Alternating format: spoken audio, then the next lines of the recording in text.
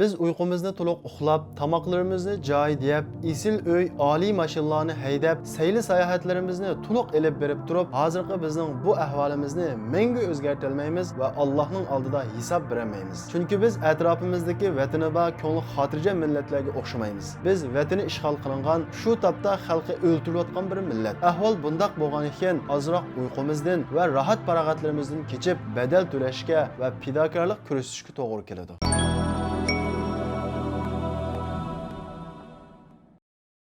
Biz Uyg'ur musulmonlarining mavjudlik qurg'oni bo'lgan islom dinining hozir qadar davomlashib kelishida nurg'un olim ulamolarimizning va ularni qo'llagan boylarimizning sanoqsiz fidokorligi bor. Masalan, Abduqodir Domollam xalqini to'g'ri yo'lga yetaklash yo'lida shahid bo'ldi. Ustoz Karim Qorim xalqining aqida e'tiqodini isloh qilish yo'lida 28 yil hayotini turmada o'tkazdi va turmada shahid bo'ldi. Ustoz Abdul Ahad Maqsumajim yashinib qolganiga qaramay, Xitoyning tahdidlariga pisanat qilmay, maxfiy o'qitish ilib bo'lganligi uchun 17 yil hayotini Xitoy turmalarida o'tkazdi va 82 yoshida turmada shahid bo'ldi. Mana mushuning o'xshagan Alloh yo'lida hayoti bilan fidokorlik ko'rsatgan nurg'ulg'an ustozlarimiz va ularni qo'llab Alloh yo'lida iqtisodi bilan fidokorlik ko'rsatgan nurg'ulg'an boylarimiz bo'lg'achqa bizning aqida e'tiqodimiz hozir qadar saqlanib keldi. Agar ularni boshqalarga o'xshash bir kishilik turmush bilan bo'lib yashagan bo'lsa edi, uncha aziyat, uncha qiyin qistonlarni ko'rmas edi. Ammo ular hayotini Allohga berdi, Alloh uning barobariga ularga jannatni berdi. Mana bu Alloh taolo Qur'on Karimda sifatlagan haqiqiy mu'minning sifati. Alloh taolo Qur'on Karimda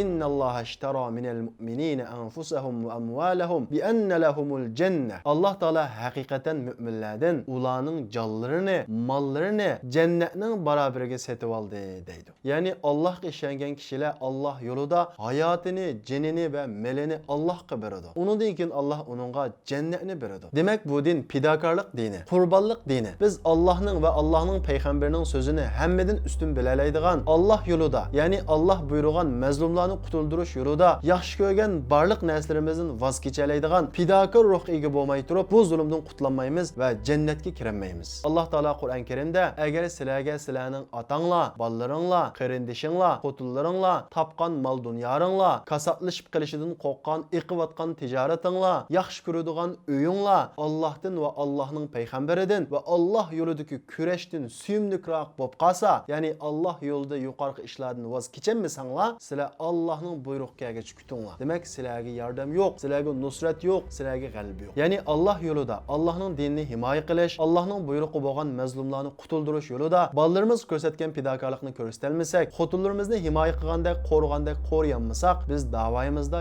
yolg'onchi, fosiq kishilar. Vallohu la yahdil qawmal fasiqin. Alloh bundaq fosiq qavmni hidoyat qilmaydi.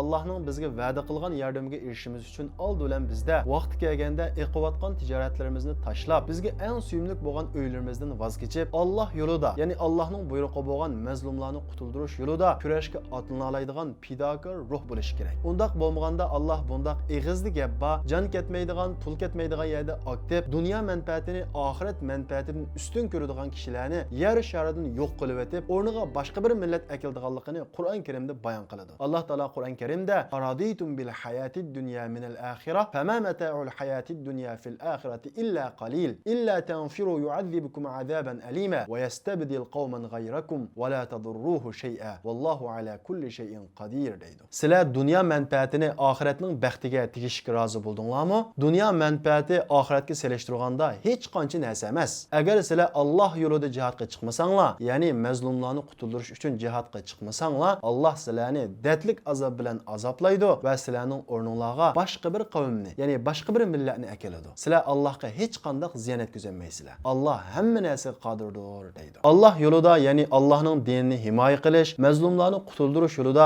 jini va milimiz orqali fidokorlik ko'rsatish yolg'iz umum xalqninglar yoki yolg'iz ulamo rahbarlarninglar vazifasi emas. Bu payg'ambarlarning varisi bo'lgan olim ulamolardan boshlab har bir musulmonning majburiyati. Allohning oldida puli suvola pulisidan, aqli vola aqlidan, ilmi vola ilmidan, kuchi vola kuchidan har bir odam o'zida bor narsadan hisob beradi. Agar bizda oxiratni dunyodan ustun ko'ralaydigan, Alloh yo'lida hamma narsamizdan voz kechalaydigan fidokor ruh yetilgan vaqtida biz cho'qim g'alaba qilamiz. Dinimiz va mazlum xalqimiz uchun qo'lidan keladigan fidokorlikni ko'rsatmay, bir kishilik o'zining turmushi bilan hech bo'lmagandek xotirjam yashaganlar shuni aniq bilib qo'ysinki, ularni qiyomat kuni Allohning dahshatli azobi saqlab turgan bo'ladi. Esimizda bo'lsin, bu din Allohning dini. Bu din uchun fidokorlik ko'rsatadiganlar har vaqt chiqadi. Muhimi siz va bizning shularning qatoridan o'rin ola olishimiz. لأجلك يا ربي نسعى بلا توان وتحلو